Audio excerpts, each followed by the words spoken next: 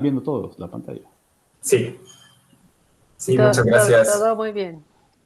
Buenos días a todos. Entonces, el seminario de álgebra de hoy de la Universidad de Guadalajara va a ser impartido por Guillermo Andrés López Cafaqui y nos va a hablar sobre el teorema fundamental de Galois en categorías.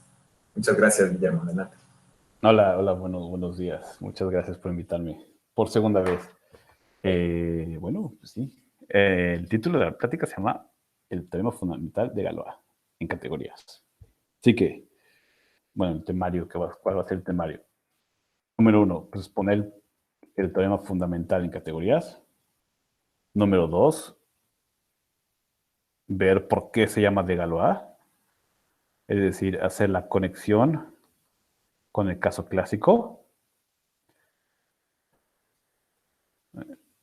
Y eso, y más importante, es ver qué va a pasar, aplicaciones más allá de extensiones de anillos y de campos. Vamos a ver que en efecto, si el teorema está inspirado por todo lo que se ha hecho para anillos, incluido anillos conmutativos, o sea, las aplicaciones se salen de los anillos. En particular, dos aplicaciones es que podemos hablar de cubrientes para espacios localmente conexos, que no voy a hablar mucho de ellos. Bueno, si puedo hablo, si no, no. Pero más importante, nos va a explicar qué pasa un poco con la cohomología de grupos. Así que bueno, pero primero las categorías, vale. Entonces, una definición, pues, o sea, un grupo, como lo conocemos, es un conjunto con una operación asociativa, tiene un elemento neutro. Oh, Dios mío, esta pluma no funciona. Y tenemos inversos con respecto a la multiplicación. Y entonces podemos nosotros hablar de objetos de grupos internos en una categoría. Simplemente las ecuaciones de grupos las escribimos por medio de diagramas. Por ejemplo, decimos que un grupo interno en una categoría G es un objeto en la categoría A. Pedimos tres flechas que respectivamente van a representar tener un cero, multiplicar y poder invertir flechas. Y las ecuaciones de grupo las expresamos con estos diagramas, que básicamente dicen que sea un elemento X, considero la pareja, Dios mío, X, y después multiplico, pues en efecto te sale lo mismo. Y eso es como añadir la identidad por un lado, o también puedo añadir la identidad por el otro lado. Tomo X, añadir la identidad por el otro lado, y en efecto multiplicar te da la identidad. Y así cada ecuación de grupo la podemos expresar por medio de diagramas. Por ejemplo, este diagrama lo que dice es que pues, la operación de grupo va a ser asociativa. Para una tripleta, si multiplicamos 2, primero los dos de la izquierda y luego con la derecha, es lo mismo que primero multiplicar por la izquierda y luego por la derecha, ¿no? Y pues dice que en efecto la flecha I lo que hace es invertir el elemento del grupo. Ahora, esta es una primera definición, objetos internos en la categoría. Siguiente definición va a ser lo que son un grupo de interno. Y, pues, o sea, lo que dice es que una categoría, ¿qué es? Te dicen, tienes tus objetos, y tienes tus flechas, y tienes todas las reglas que dicen que para cada objeto tienes una flecha identidad, tienes una composición de flechas y los dominios corresponden. Y pues, todos esos fenómenos los podemos expresar igual por medio de objetos. Y aquí tenemos, en este caso necesitamos tres cosas. X0 van a ser los objetos, X1 van a ser como las flechas, pensamos. Y X2 van a ser como las flechas que están conectadas, tal que el codominio de la primera es el dominio de la segunda. Y todas estas flechas que ven delta 0, delta 1, pi 0, pi m, lo que representan son, pues, el dominio, codominio de las fechas, respectivas flechas. ¿No? Por ejemplo, si tenemos una flecha AB,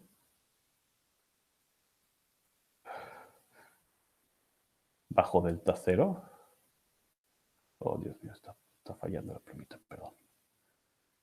Delta 0 va a ser A, y si aplicamos delta 1, va a ser B.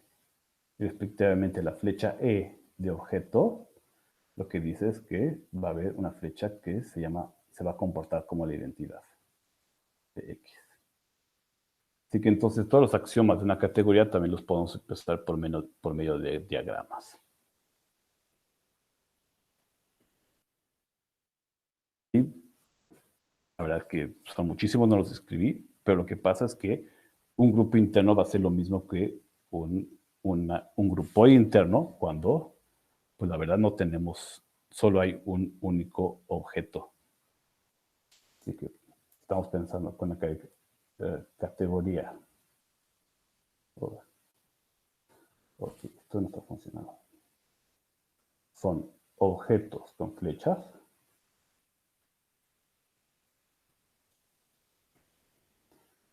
Un grupo interno va a ser justo solo un objeto con muchas flechas, hasta que cada una son automorfismos.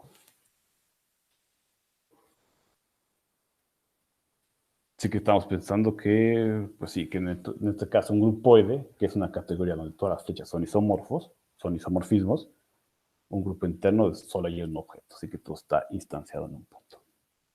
Así que el teorema fundamental de Galois, o sea, en vez de trabajar con grupos, porque cuando tomas una extensión de campos en el sentido clásico defines tu grupo de Galois, en su forma más general vamos a trabajar con un grupoide.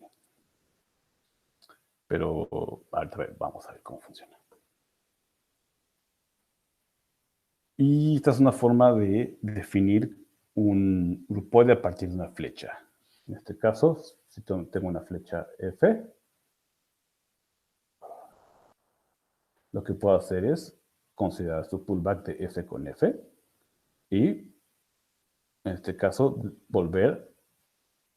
Y el pullback ya me define lo que va a ser como la flecha codominio y la flecha codominio. Así que puedo volver a hacer pullback para formar el objeto de flechas que se pueden componer. O sea, a nivel de conjuntos, esto está diciendo que si tengo una función f, este objeto, las flechas, de hecho son las parejas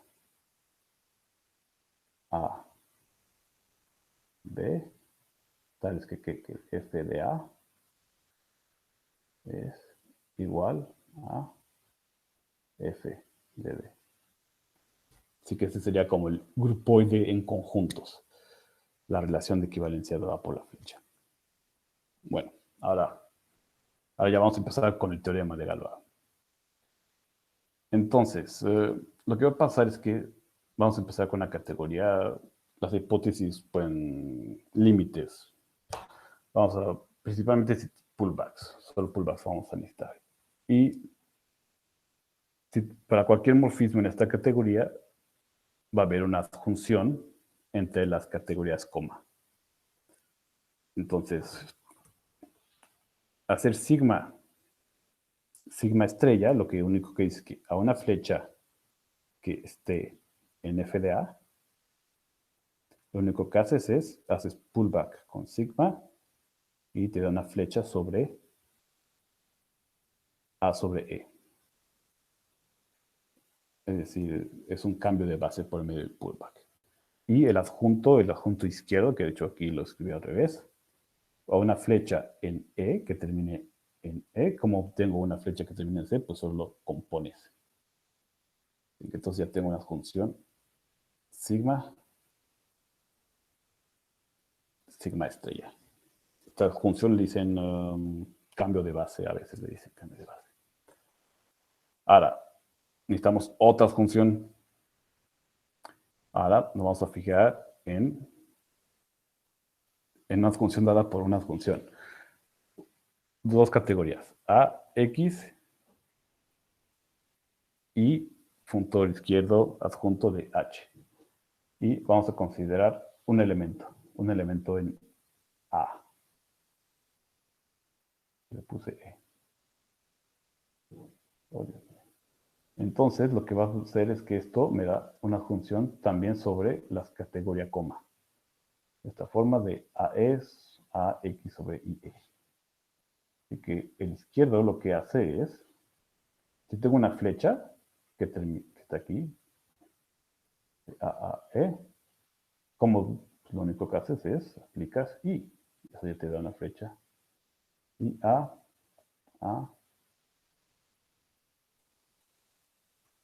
y E. Ahora, el funtor derecho es más complicado, pero nada del otro mundo. Porque lo que hacemos es, ¿qué pasa si tienes aquí una flecha G? De X en Y. Lo que haces es la bajas. ¿Qué te da esto? La bajas con H. Te da HX a HY.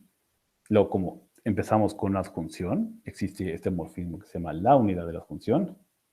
Y consideras pullback. Y este es la imagen del adjunto derecho. Y ya se prueba que en efecto es una función y tal.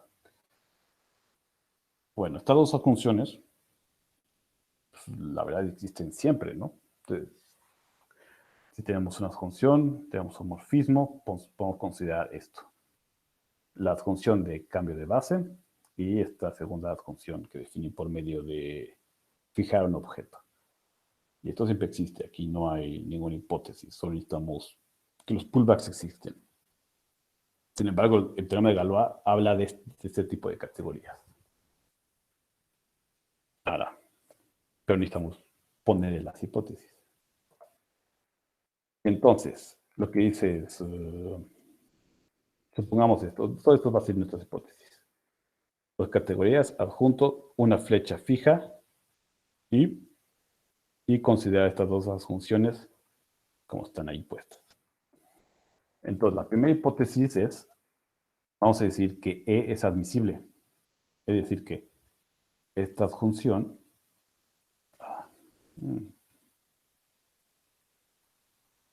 tiene como comunidad un isomorfismo. Y esto es un caso general de categorías, que si tienes una comunidad de isomorfismo, el funtor derecho es fiel y pleno. Básicamente es una inclusión.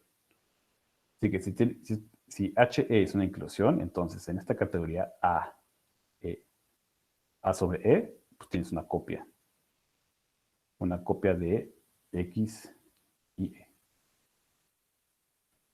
Nos interesa esa subcategoría. O sea, aquí le puse T a esa subcategoría.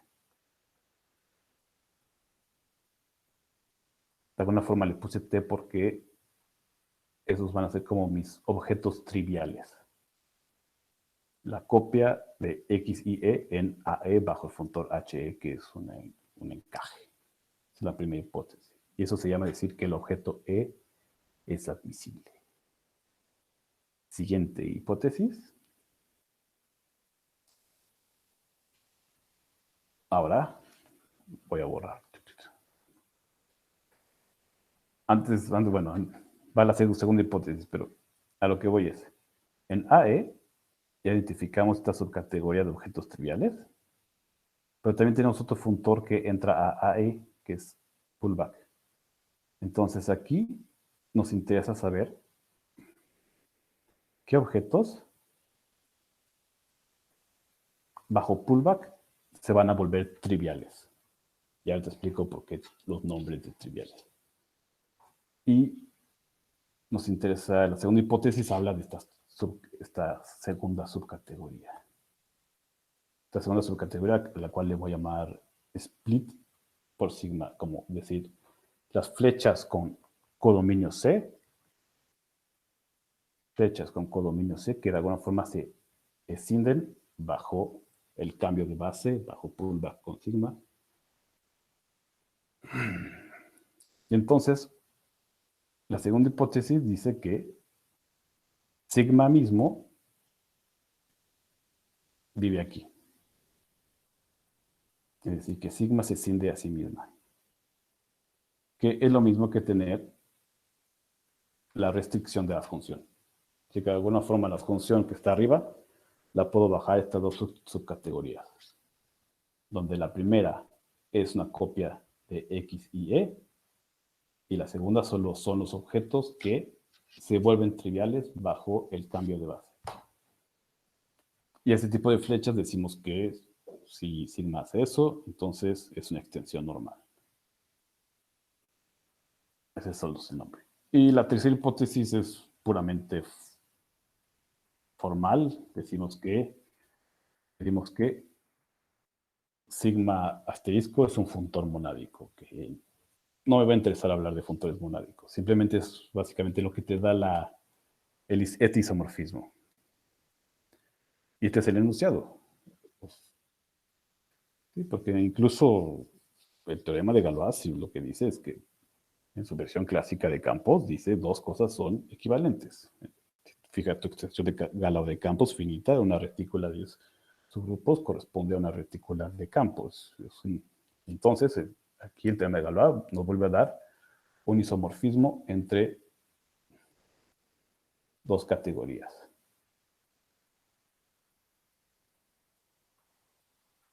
La categoría izquierda más o menos ya expliqué cómo se construye. La categoría de la derecha... Oh, Dios mío, esta pluma me está fallando.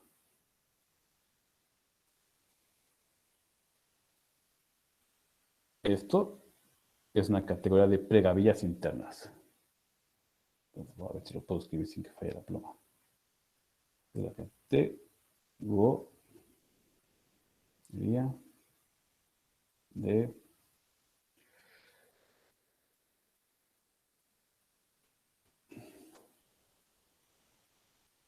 internas. Ahora, podemos olvidar el nombre interno y podemos pensar, porque hablar de categorías internas, la definición es muy larga, podemos pensar que es una categoría de funtores, ¿no? Como una categoría de pregavillas, tal que el dominio, en efecto, es este objeto que será un grupoide, o a veces un grupo. Así que vamos a ver quién es ese objeto que está ahí, que es al cual le vamos a llamar grupoide de Galois, para una flecha. Y esta definición es puramente categórica. Entonces, las mismas hipótesis. Tenemos dos funciones, una flecha. Para una flecha podemos crear, sigma que está aquí, podemos crear su grupoide dado por la relación de equivalencia, que es todo esto. Donde tomaba ese pullback, acuérdense. Estos eran como las parejas AB, tal que sigma A es igual a sigma B. Pensando en conjuntos, pero claro, no tiene sentido hablar de conjuntos ahorita. Entonces, esta relación de equivalencia que vive en A, si la mapeamos bajo I, nos va a dar un grupoide. Y eso es lo que se le llama el grupoide de Galois. Bajo las hipótesis que pedí. O sea, esto siempre existe, pero decir que esto es un grupoide necesitamos las hipótesis.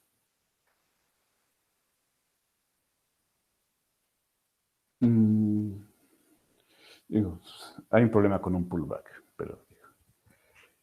Y ahí está el teorema categórico. Es un teorema que de alguna forma habla de cómo puedes estudiar objetos aquí por medio de la categoría X.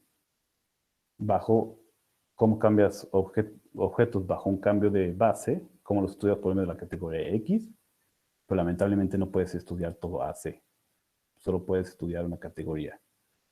Y en este caso va a haber algo que se parece a una categoría de funtores. Así que es una versión resumida de lo que es el teorema fundamental de Galois. Ahora vamos a ver qué pasa con el caso clásico. Bueno, nada más para que damos cuenta. El teorema, esta versión del teorema fundamental de Galois, debo poner nombres. Viene de Yanelitze, George Yanelitze. Escrito así, pero aparentemente esto es 1980 u 80 y algo. Pero aparentemente el primero que trabajó con un grupo de interno, en el caso de anillos conmutativos, que inspiró el teorema en categórico, que era ya casi la versión categórica, fue Magritte. Y esto es como la teoría para anillos conmutativos. Y de ahí hasta Galois hay una historia muy larga. Pasando por Grothendieck, Krull y toda la historia demasiado larga que yo no soy un experto. Pero voy a tratar de explicar cómo podemos llegar a hacer 100 años de teoremas o más. El teorema clásico dice esto, ¿no? Dice que si consideramos una extensión de campos, K metido en L, siempre podemos tomar este grupo. El grupo de automorfismos de L, tal que conmuta con la inclusión. Esto siempre está bien definido, no hay ninguna hipótesis sobre la extensión de campos. Y más aún, siempre existe dos construcciones, una entre los campos intermedios y entre los subgrupos de este grupo definido. Y son dos construcciones que te invierten el orden, que son, ahora sí que son adjuntos covariantes. Algunas veces le dicen conexión de Galois, y eso siempre está bien definido. Aquí no hay ninguna hipótesis sobre la extensión de campos. Pero si quieres que esta adjunción se vuelva en un isomorfismo de órdenes contravariante, es donde ponen las hipótesis. En este caso, bueno, ahí tenemos la retícula, cómo va cambiando, cómo se van cambiando de orden. Las hipótesis dicen que, pues sí, que si esto le pides que sea dimensión finita, una extensión normal, separable, o lo que se le llama una extensión de Galois, entonces estas dos construcciones son inversas una de la otra. Y eso pues yo creo que todo el mundo lo ha visto, ¿no? Sí, normal y separable significa básicamente que todo elemento de L es una raíz de un polinomio con coeficientes en K y que las raíces no se repiten.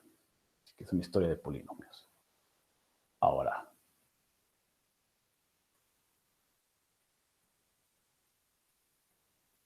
una definición. Porque voy a hacer esto en dos. Para ir de caso clásico al caso de categorías necesitamos un punto intermedio. Y el punto intermedio se llama el teorema fundamental de Galois, la versión de Grothendieck, en particular la versión de K álgebras de dimensión finita, y es la versión más fácil de su teorema de Galois. Así que vamos a considerar esto. Una K álgebra, una álgebra asociativa conmutativa con unidad. La categoría de K álgebra se denotada así. Y vamos a definir lo que se llama para una extensión fija de campos, eso no lo vamos a mover, una K álgebra, es decir, una álgebra con coeficientes en el campo chiquito, decimos que se cinde por I, sí, solo sí, es algebraica, y tiene como polinomio mínimo un polinomio que se puede factorizar en L.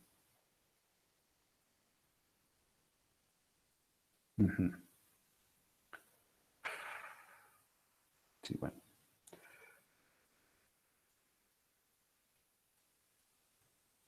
Bueno, esto es como una generalización, ¿no?, de lo que se hace en el caso de campos. Una extensión algebraica de campos, lo que ahora estamos pensando para una K álgebra, lo que es trabajar con el polinomio mínimo. Ujú. Ahora, este nombre no estoy completamente seguro si se dice escindir, pero en inglés dicen split. Dicen que split by e. Y de ahí ya viene un poco la relación que hice con los nombres anteriores del teorema fundamental de categoría. Ahora, vamos a ver qué pasa. ¿Cómo podemos, por ejemplo, de todas las K-álgebras, cómo podemos identificar estas K-álgebras que se cinden, split?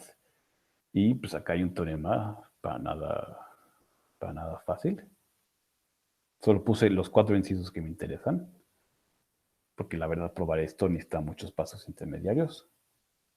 Y para el caso de dimensión finita, que ahora ya nos vamos a restringir solo dimensión finita, dice que estas cosas son equivalentes. Que una álgebra se cinda, como la definición que dije, que para cada punto su polinomio mínimo se descomponga en factores.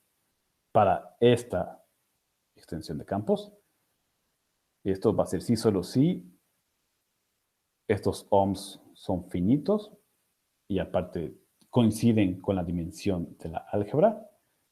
Y el tercero que más me importa es que es una K-álgebra que bajo tensor se convierte en copias de L, pero esto es un isomorfismo en L-álgebras. Es decir, de todo esto, el inciso 4 es como el inciso categórico. La definición de que una álgebra se cinda es algo que habla de, para cada punto, un polinomio haga algo. Pero el inciso 4 está diciendo que va a haber un cambio de base, porque en anillos hacer tensor es un cambio de base, que una álgebra bajo un funtor satisfaga una propiedad. En este caso se convierte en una álgebra muy sencilla, copias de L.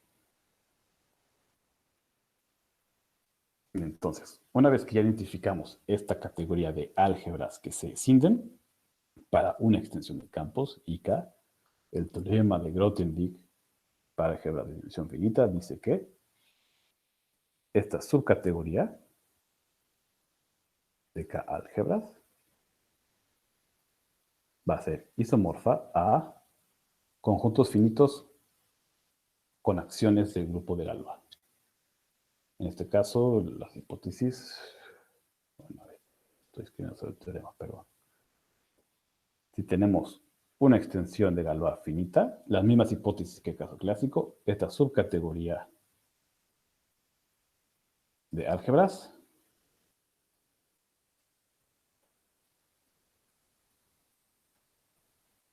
va a ser isomorfa a acciones sobre un grupo. Un grupo dado por la extensión de Galois. Así que es el mismo caso que no podemos estudiar todas las K-álgebras. Tenemos que restringirnos a las álgebras que se comporten bien, que se cindan sobre la extensión.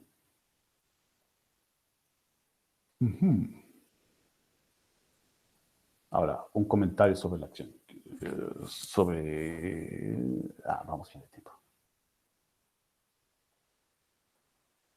Fíjense que este isomorfismo es que está por un ohm.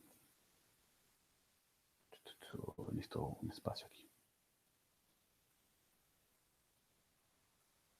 Ohm. Si tomo una K-álgebra y aplico ohm, en efecto, tengo una flecha A,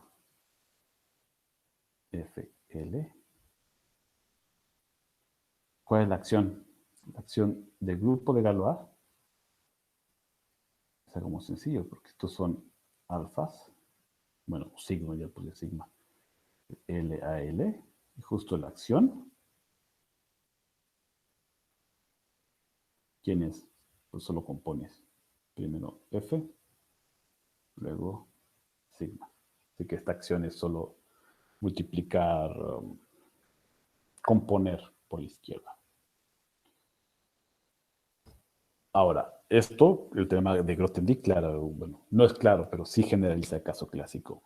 Y eso se puede ver de una forma muy sencilla. Entonces, aquí está. Tenemos hipótesis de siempre. Y una extensión de campos en el sentido de Galois, dimensión finita, normal y separable. Tenemos su retícula de subcampos, el campo base, la extensión y todos los campos intermedios.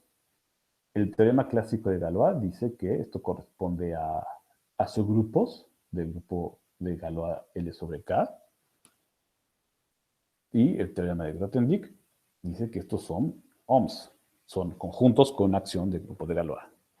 Y respectivamente, Grothendieck se aplica OHMs y el caso clásico dice que se aplica la construcción GAL sobre espacio. Que lo voy a poner clásico. CL de clásico, este va a ser Grothendieck. Ahí se volteó la flechita, ¿verdad? Se volteó la flechita. En el último. Sí. Sí, porque justo aquí estamos pensando que estas son K-álgebras. Sí. K-álgebras. Y justo como estamos aplicando OHM, ajá, OHM espacio izquierda, la flechita, gracias por hacer hincapié, justo es las flechitas, OHM contravariante lo hace contravariante. Sí. Así que columna en medio y columna derecha como que a simple vista no se parecen tanto. Pero el hecho de por qué estas dos cosas corresponden no tiene nada que ver con campos o con anillos. Es un caso general de lo que pasa en G conjuntos, en la categoría de G conjuntos. Y básicamente lo que pasa es que en G conjuntos, el objeto G sobre G, con multiplicaciones izquierdas, es el generador de esta categoría. Así que si tenemos un cociente, que en G conjuntos un cociente es una función subproyectiva, le podemos asociar un subgrupo de G, que en este caso son los que se mapean a la imagen de la identidad. Así que le voy a poner como la fibra de PE. Y respectivamente si tengo un subgrupo, ¿cómo defino un G cociente? Pues tomo clases laterales. O sea, pero aquí eso es un G conjunto con la multiplicación izquierda, pero esto es un G conjunto. No estoy pidiendo que sea un cociente de grupos.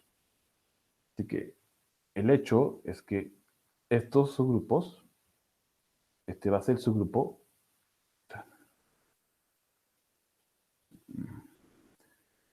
Este subgrupo va a ser el subgrupo que le responde a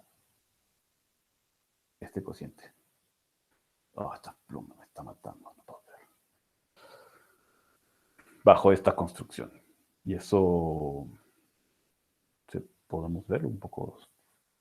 Sí, porque ¿qué tenemos que ver? Tenemos que ver que voy a poner nombres de una forma adecuada.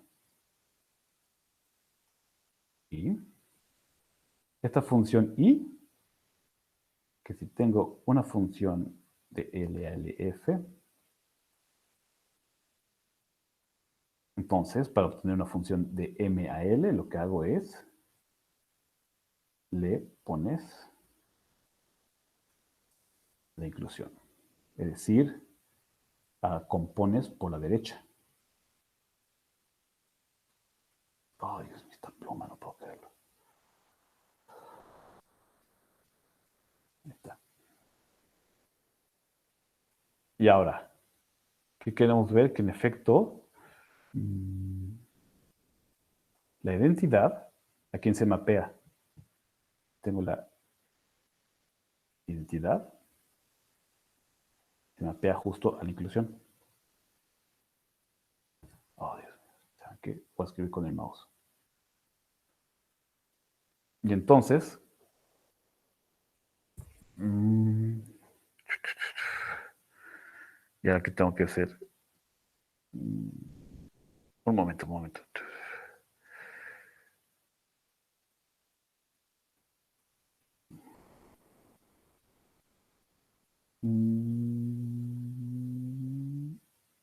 Claro. Por definición, ¿quiénes son estos sujetos? Son los morfismos de L a L, tales que fijan a M con I. Ahora, fíjense en esta flecha F. El morfismo que baja se llama poner I en la derecha. Así que justo de este triángulo dice que si tengo I, F, entonces igual a I. Es decir, son exactamente los grupos, las flechas de L, tales que van a la imagen de la identidad. Ok, todo más confuso de lo que creí, pero básicamente es un caso que sucede en la categoría de G conjuntos. Ahora, regresando a categorías. Este era nuestro teorema categórico. Una adjunción y una flecha induce todas estas adjunciones y el teorema de Galois nos da este isomorfismo. Y el teorema de Grothendieck, la última versión, dice que un nom me da una equivalencia de categorías.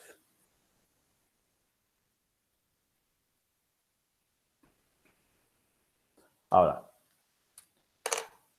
¿cómo puedo deducir el teorema de Grothendieck usando el teorema categórico? Y ahora sí, y la parte más difícil es justo la parte inicial, es quién va a hacer esta adjunción. Decir quién es X y quién es A es como la parte, lo que no es claro. Para empezar, es nada intuitivo. Voy a ver si ya funciona la pluma. Porque en este caso vamos a tomar la categoría A como álgebras sobre K y la categoría X van a ser conjuntos. Pero no solo eso, tenemos que tomar una adjunción contravariante.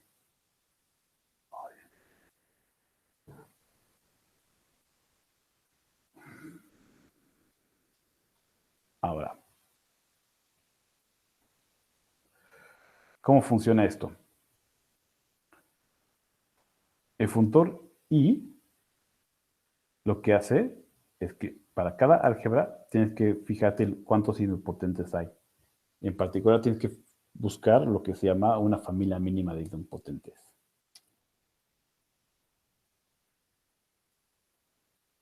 El funtor X, perdón, el funtor H es más fácil porque si de un conjunto finito, ¿cómo defines una álgebra?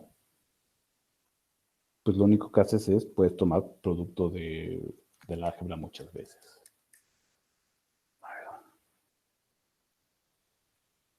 Ok, discúlpenme, la pluma oficialmente está muerta.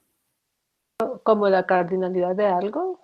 Sí. O sea, si tienes un conjunto finito, para definir una álgebra, lo único que vamos a hacer es K cruz K cruz K n veces. Y así puedo definir una álgebra.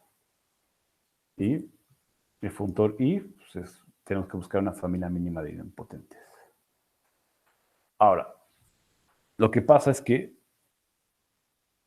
la flecha que siempre le había puesto sigma de L a K va a corresponder a, como está inverso de la flecha, corresponde a la inclusión de Galois K en L. Así que hay un cambio de notación. Porque como todos contravariantes tenemos que cambiar todas las flechas. Así que lo único que hice aquí es cambiar el nombre del teorema categórico que está aquí. Reemplacé todo. Y aquí va a quedar la categoría de álgebras opuestas, la categoría de L álgebras, la categoría trivial y la categoría escindida. Ahora, fíjense en esto. Como me estoy restringiendo a este caso donde la flecha I son campos, ¿Quiénes son los idempotentes de un campo? Pues la verdad es que solo tienes uno. Así que este IL, de hecho es 0. Bueno, es asterisco, solo es un punto. Así que estamos cayendo en conjuntos finitos. Ahora, siguiente observación. ¿Quién es la imagen de conjuntos en L-álgebras? Pues como H solo es tomar muchas copias de la álgebra, la categoría trivial son la categoría de álgebras, copias de L. Y ahora, y entonces, ¿quién va a ser la categoría split? Decimos, es la categoría de cada álgebra tal que bajo el funtor de cambio de base que se llama tensor en anillos, se vuelve split, es decir, un álgebra está aquí, sí, solo sí. L, tensor A, es isomorfo a Ln. Así que lo que estoy diciendo es que la definición que di categórica de estas categorías corresponde a la versión de Grothendieck de lo que es una álgebra escindida. A ver, voy a regresar rápido. Todavía había definido una álgebra escindida por medio de sus polinomios, que cada polinomio mínimo se pusiera en factores lineales. Pero no, la versión categórica de Galois dice, son álgebras que bajo un cambio de base se vuelven triviales. Este cambio con vías de L. Okay. Así Perdón, que, perdón. Entonces lo trivial es que sea copias de L. sí, Ok. sí, a eso le estoy llamando triviales. Ya. Uh-huh. Y lo que no es claro es por qué el grupoide, por qué el grupoide de Galois categórico va a ser el grupo de Galois, porque incluso la versión de Grothendieck dice, este es el grupo de Galois clásico de automorfismos. Así que vamos a estudiar un poquito ese grupoide.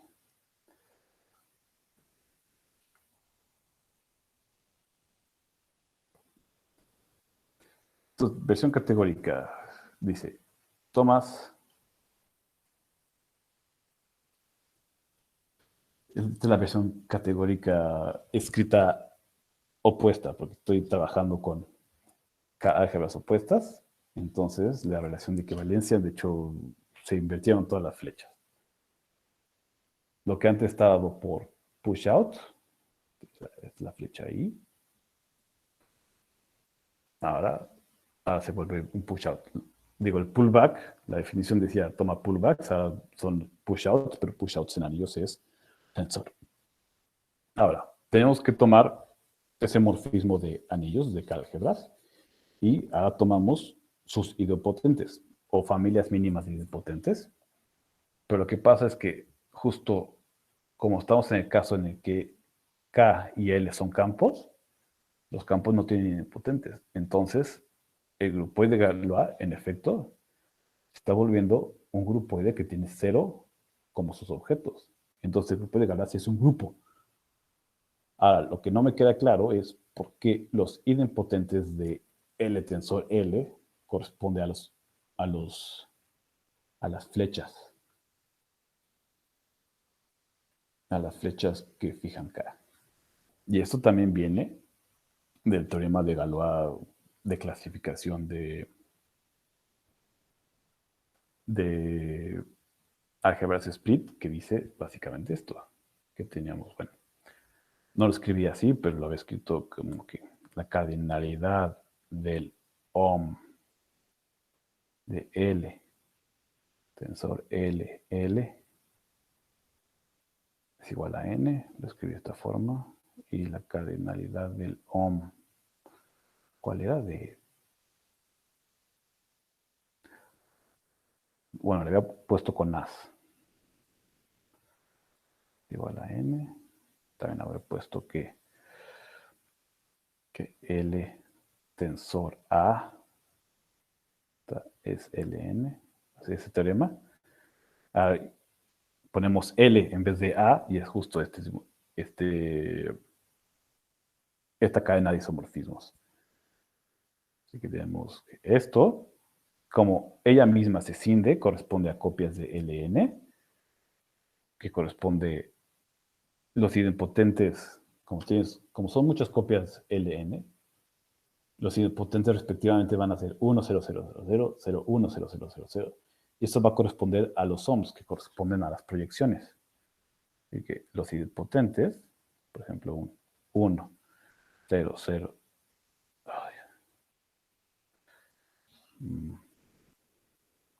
Va a corresponder a una proyección PI de Ln a Ln. Y por el teorema mismo, eso corresponde al ohm de LK, y eso por definición, esta es la definición, es el grupo de Galois. Memo, Entonces, L sub 2 debería ser L super 2.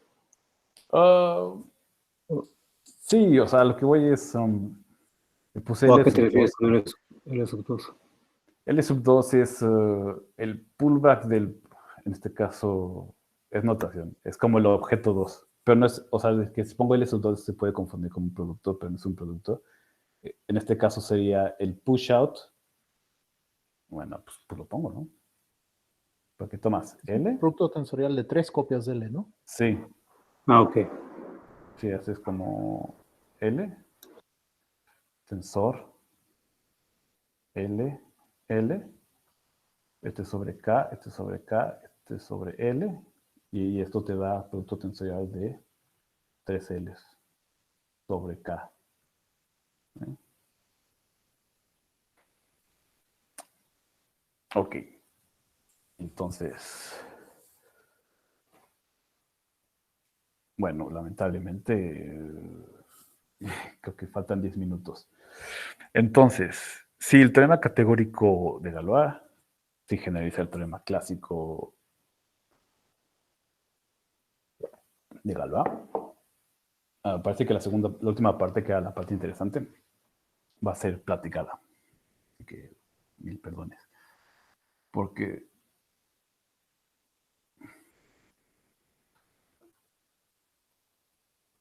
los detalles no voy a acabar en 10 minutos. Entonces, lo importante del teorema categórico de Galois es que siempre empieza con una asunción. Ya vimos que si tenemos álgebras y conjuntos finitos, esto nos da el teorema clásico. El grupo de Galois se reduce al grupo de Galois como grupo de automorfismo. El segundo ejemplo, que se parece mucho a este, es qué pasa cuando tomas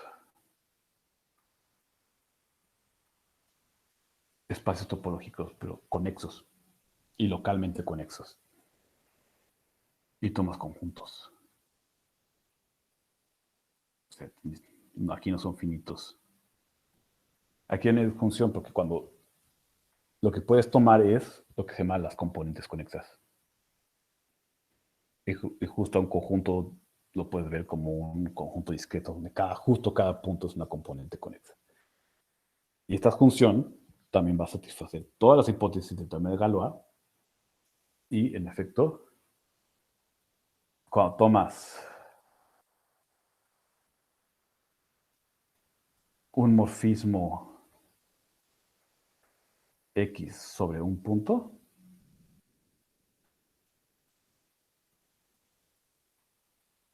el grupoide categórico se va a convertir en automorfismos.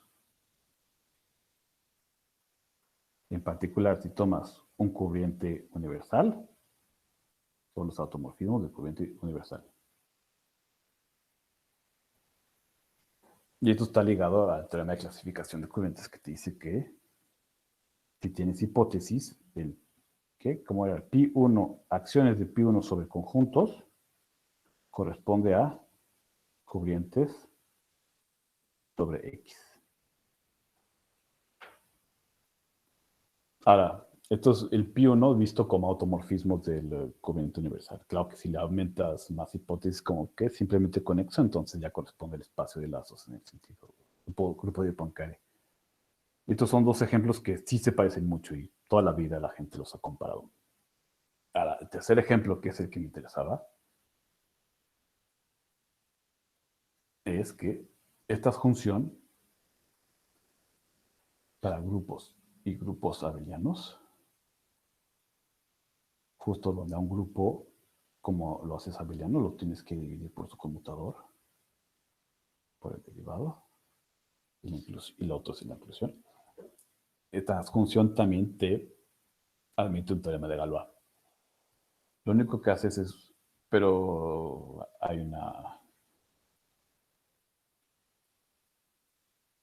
detalle, que no son grupos, son todos los grupos, pero no todos los morfismos. Tienes que tomar morfismos superyectivos. Entonces, es un caso relativo. Pones grupos con morfismos superyectivos y grupos abelianos con morfismos superyectivos. Y entonces lo que va a pasar es... dibujo esto rápido. TCC. Bueno, abelización de S. Este va a ser SR. Este va a ser la categoría trivial. Este va a ser la categoría split. Este es como el mismo diagrama que he dibujado siempre. Y aquí pongo un morfismo sigma R a S. Así que en este caso, si tenemos hipótesis fuertes, en este caso creo que si pides que R sea perfecto, y eso significa que su conmutador es todo él, cosas van a pasar. Y justo ¿qué va a pasar? Que esta categoría, a ver,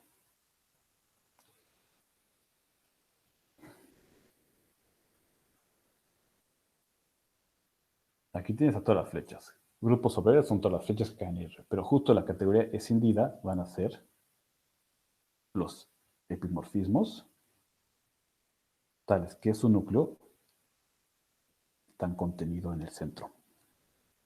Es decir, a lo que les dicen extensiones centrales. Así que estos temas extensiones centrales.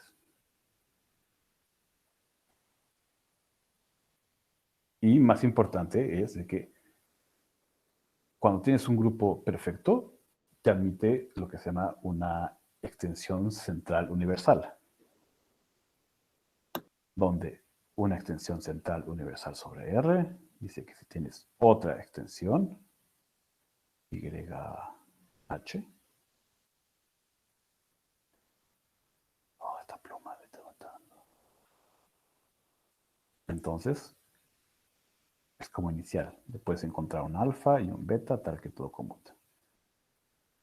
Y finalmente lo que pasa es que el grupoide de Galois de esto va a corresponder al segundo grupo de homología de R con coeficientes en Z. Y eso es algo que también quería compartir. Así que esta historia del grupoide de Galois, la verdad es que según los ejemplos, tiene diferentes interpretaciones. Y lamentablemente este ejemplo de grupos necesita más tiempo. Era muy interesante. Okay. Memo, ahí split es la imagen de T bajo el adjunto del pullback o cuál era No, split? es al revés. Split son los sujetos aquí, tales que bajo pullback se vuelven triviales. Ah, No, ok. pero T es la imagen de esto T. bajo este funtor. Sí. Okay. Bueno, por ejemplo, pues puedo decir quién diablos es T. ¿No? En este caso, T había puesto GP sobre S. Hay una caracterización, básicamente dice que una flecha se vuelve trivial. Que aquí las cosas ya son un poco más trabajables y solo sí que la iniciación de X, te fijas en este cuadrado. Aquí tienes los cocientes canónicos. Si estos son pullback. Que están caracterizados por un pullback. Y respectivamente puedes hablar de las split, una caracterización de las cosas escindidas. Si, por ejemplo, dices que P, A, R es split, si solo si, en este caso, como era P pushback con S el conmutador, A, S, S, entonces se vuelve isomorfismo. ¿No? Sí que hay formas de clasificar estas cosas con métodos, por medio de conmutadores y pullbacks en grupos. Y claro, ahora lo que importa es que todos estos ejemplos se pueden generalizar aún más a otro tipo de categorías. Por ejemplo, si recuerdan que yo les platiqué alguna vez, bueno, el año pasado de categorías semabelianas, pues la verdad es que esto no es una situación isolada, es una situación que tienes una categoría y tienes los objetos abelianos de una categoría. Y entonces, y esto siempre sale admisible para un teorema de Galois, y las caracterizaciones son exactamente iguales, y por eso hay muchos fenómenos que se comportan igual. Por ejemplo, como homología de grupos y homología de álgebras de Lie, hay muchos parecidos. Y esto corresponden a este tipo de las funciones. Categoría semabeliana de una subcategoría definida. Y otro ejemplo aún más interesante es que, bueno, esto ya me estoy yendo muy lejos, es que si saben de teorías de torsión,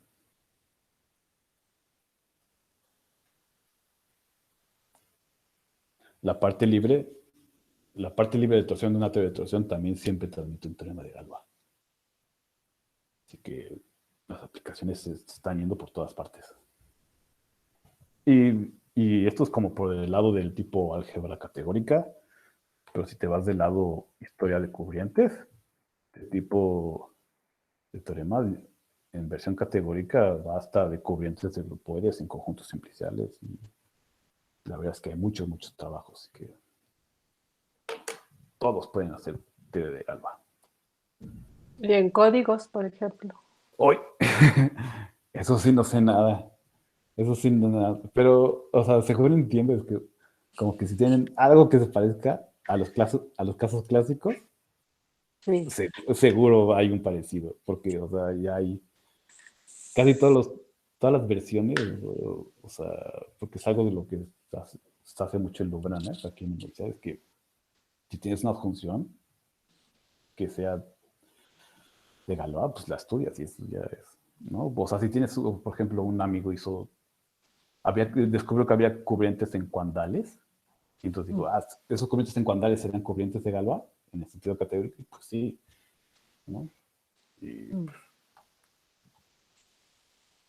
Pues gracias. Muchas gracias. no, gracias. Muchas gracias. ¿Alguna otra pregunta? Sí, yo quería preguntarte en el ejemplo que diste al final de las extensiones centrales, ¿qué son ahí las pregavillas internas a grupos abelianos? Eso sí, porque mira, la onda de pregavillas internas es que, como en los ejemplos A y ejemplo B, como caes en conjuntos, Sí, ahí ya sé que son. pregavillas internas son facilísimo, ¿no? Sí, Pero cuando no caes en conjuntos, y justo por eso preguntaba. no,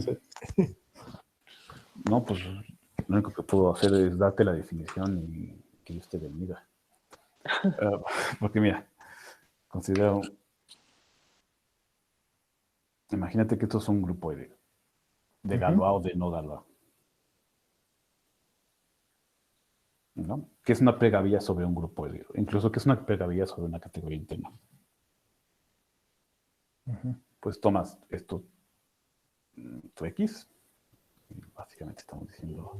Me imagino que la definición trata de modelar la categoría de elementos de la pregavilla. Exactamente. Así que, Ok. o sea, tienes tu grupoide dominio, Ajá. pues, ahora va a ser un codominio. Así que pones otro grupoide arriba. Ajá, con proyección hacia abajo. Ajá, le pones todo. Ahora, chécate que lo único que le pides es que haya un pullback, Ajá, ajá. pullback con el dominio. Y ya. O sea, eso Eso es es como de la... Eso último Sí. es como decir que es una OP, fibración discreta. Sí, exactamente eso. Ok. Ajá, sí, pero como que...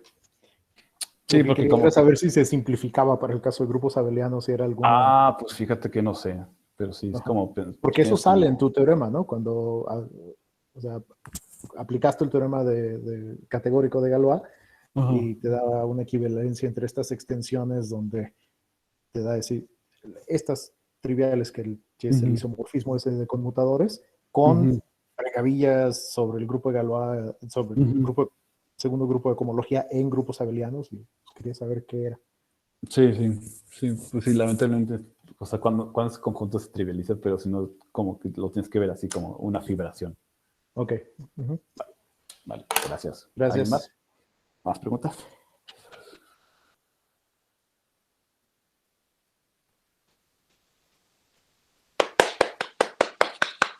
Gracias. Muchas gracias. Agradecemos nuevamente tu participación, Guillermo. Y Sí. pues a los demás nos vemos el próximo viernes, aunque bueno, todavía no hay, creo que no hay conferencia confirmado, pero les estaré avisando. Gracias, gracias. Muchas gracias. Ujú.